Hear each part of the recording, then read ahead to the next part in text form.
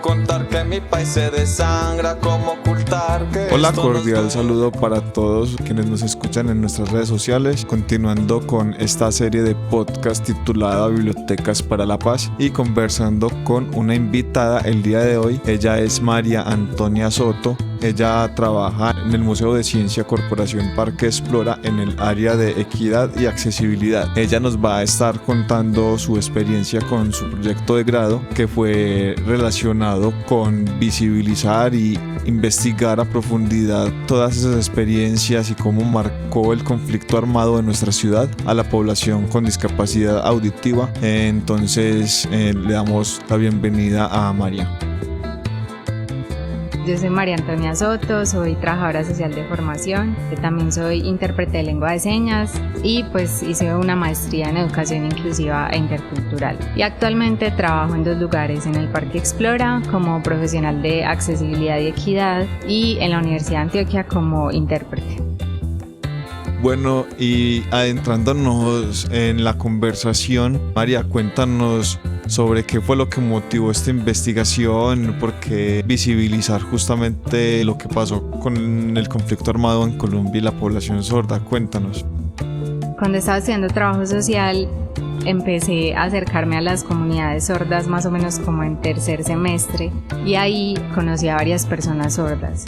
Mientras estaba con ellas y ellos aprendí pues la lengua de señas. También después de eso pues me ingresé a una asociación a estudiar lengua de señas colombiana y en ese tiempo pues estaba a la par como investigando temas alrededor del conflicto armado colombiano y en conversaciones con la misma comunidad nos dimos cuenta de que habían muy pocas personas sordas que tenían un registro en la unidad de víctimas de la ciudad pues de Medellín. Entonces, junto con mis compañeras, que son Geraldine y Verónica, decidimos hacer nuestro trabajo de grado enfocado a la población sorda que es víctima del conflicto armado. Digamos que ahí empezó. Sin embargo, fue complejo porque cuando hicimos la convocatoria para las personas víctimas que habían sido víctimas del conflicto armado colombiano, nos dimos cuenta de que habían muchas personas sordas que no sabían ni reconocían que eran víctimas del conflicto armado, sino que asociaban la palabra víctima con diferentes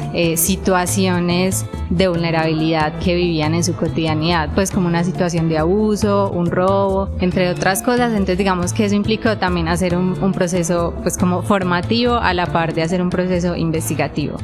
María, sí, en realidad estas problemáticas con respecto al conflicto armado en Colombia y la población con discapacidad son poco visibilizadas, entonces hacer una investigación con base a esto es una muy buena motivación. Y nos surge una segunda pregunta con base a esta intervención y es ¿qué te ha marcado más durante tu investigación en tu tesis? Creo que lo que más, pues hubo 2 cosas que me marcaron más en el proceso investigativo.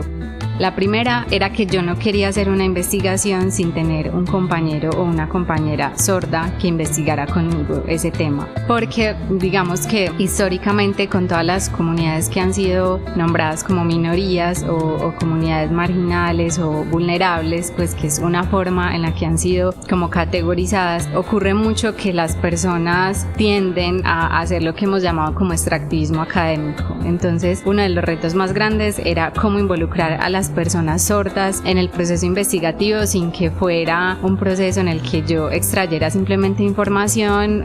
me beneficiara de eso y la divulgara después a mi nombre. Entonces ahí decidimos contratar como a 2 personas sordas que fueran apoyo en la traducción de los contenidos que hacíamos, es decir, nosotros escogimos 3 personas sordas como estudio de caso para esa investigación y 2 de ellas no tenían un conocimiento amplio en la lengua de señas colombiana, entonces usaban lo que llamamos como códigos señados o códigos caseros, códigos que ellos crean, y eso es muy difícil para una como intérprete lograr entender lo que están diciendo o la historia que están contando. Para este caso, como la investigación de un giro grande que era ahondar en las experiencias de las personas sordas alrededor del conflicto armado, más que categorizarlas como víctimas, lo que hicimos fue como entrevistarlas y conocer su historia, un poco lo que uno hace hace cuando quiere ser registrado como víctima, que es indagar el día del hecho, buscar en periódicos, ¿cierto? Para mostrar como esa evidencia de que efectivamente o fui desplazada o fui víctima como de diferentes hechos victimizantes, desaparición y demás. Y en ese sentido pues queríamos como registrar muy bien la información. Entonces involucramos a 2 personas sordas en ese proceso y ellos aparecen en la investigación como coinvestigadores,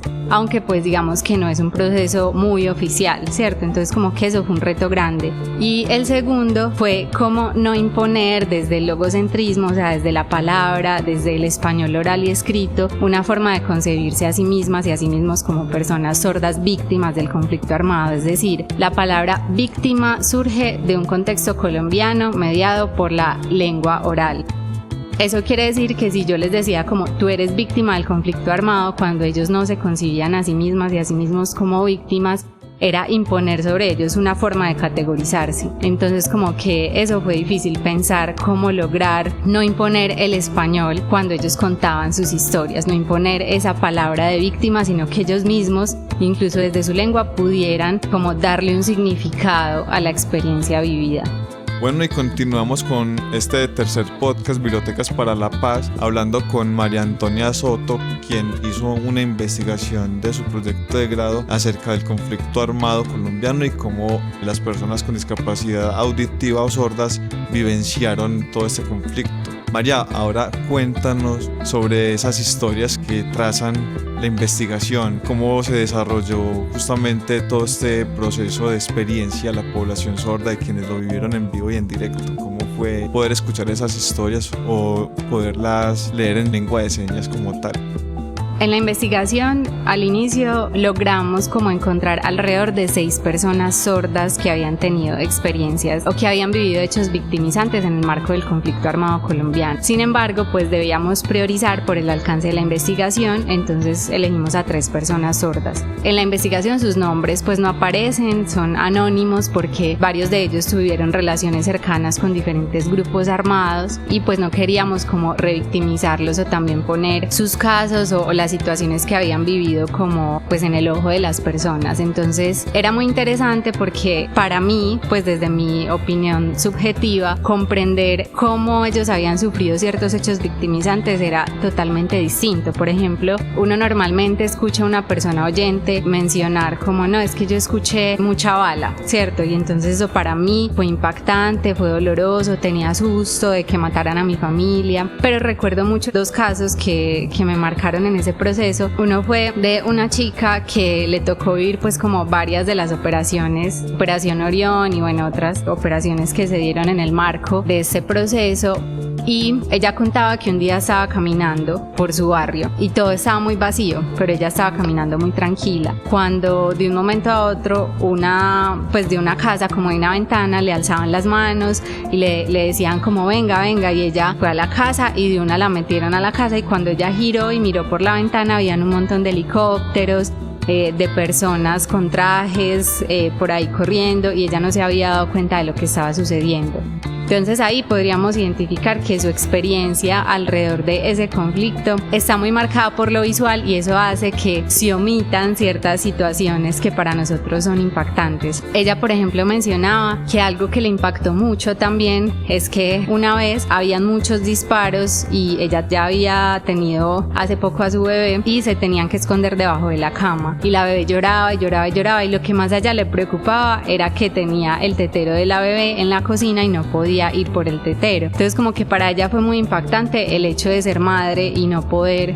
cuidar a su hija en ese momento. Y hubo otro hecho de uno pues de los entrevistados que de hecho pues la frase en uno de los capítulos de la investigación es como yo solamente quería ser oyente en ese momento, y es porque él contaba que cuando estaba en su casa a veces llegaban personas de diferentes grupos armados o hombres extraños que él desconocía, y la mamá inmediatamente lo encerraba en una habitación. Entonces él se quedaba ahí como esperando a ver qué sucedía, y cuando salía veía a la mamá llena de morados, desesperados, llorando. Entonces él simplemente decía como, yo en esos momentos quisiera ser oyente, o sea, a pesar de que me identifico como persona sorda, en esos momentos cada vez que eso le pasaba a mi mamá, a mí me hubiese gustado ser una persona oyente para poder saber qué está sucediendo, para poder saber cómo la puedo defender. Entonces como que siento que las experiencias de las personas sordas están muy conectadas con su acceso a la lengua y acceso a la información, que es totalmente nula. Muchos de ellos no sabían la diferencia entre los distintos grupos armados, muchos de ellos, uno de ellos ni siquiera sabía que eso era algo considerado malo, entonces hizo parte de un grupo armado pensando pues que era como una oportunidad laboral. Entonces bueno, creo que hay muchos testimonios en ese proceso. Bueno, ya para ir cerrando este podcast, una última pregunta a nuestra invitada del día de hoy. María, cuéntanos acerca de qué tiene pensado hacer con esta investigación a futuro. Bueno, creo que con esta investigación nos imaginábamos poder continuar el proceso investigativo, es decir, avanzar. Pues esto fue un producto de un trabajo de grado de pregrado, posteriormente hice la maestría, pero me enfoqué en otro tema más como la divulgación científica para personas sordas. Entonces creo que todavía hay como una expectativa de que se pueda profundizar en esto, ya que es como una necesidad latente en Colombia, y es que la accesibilidad no es suficiente para garantizar los derechos de las personas sordas en Colombia, es decir, no basta con tener intérprete, hay que hacer formación también política y ciudadana, y pues ahí nos encontramos con algunas estrategias como el INSOR, que hizo un proyecto que se llamó Señas para la Paz. De hecho, esa fue como la base del trabajo de grado, porque hicieron varias palabras en lengua de señas colombiana explicadas en el marco de los hechos victimizantes basados pues en los acuerdos de paz. Entonces fue una estrategia interesante que se difundió a nivel nacional. Sin embargo, no podríamos asegurar que toda la población sorda apropió esta información. Entonces como que siento que sería interesante poder primero divulgar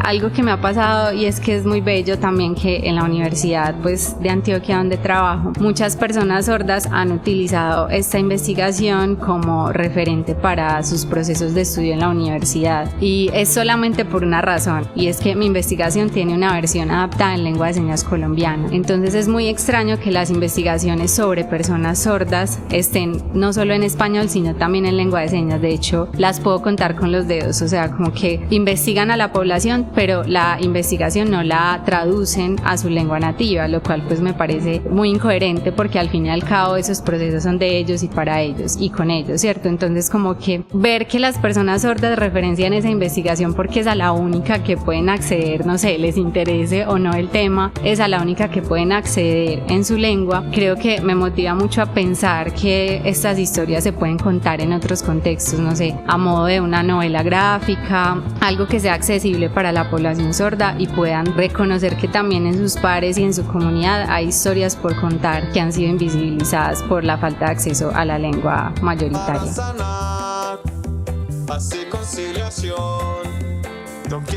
Bueno, María, muchas gracias por conversar con nosotros en este podcast el día de hoy, hablando del conflicto armado en Colombia y cómo esto afectó a la población con discapacidad auditiva, visibilizando también como esas experiencias, sus historias y cómo eso justamente marcó sus vidas. Entonces, María, muchas gracias por acompañarnos. Bueno, gracias por invitarme, gracias al Centro Cultural Libélula por invitarme a este espacio, y creo que quedo también con la pregunta de que estos procesos sean algún día divulgados precisamente en lengua de señas colombiana, es decir, que las personas sordas sepan que se están haciendo este tipo de contenidos, que seguramente este no es el único, hay muchos más que pueden ser relevantes e interesantes como para esta población. Un poco también en coherencia con la investigación es comprender que todo lo que hacemos debería contar y ser accesible para la población que coexiste con nosotros.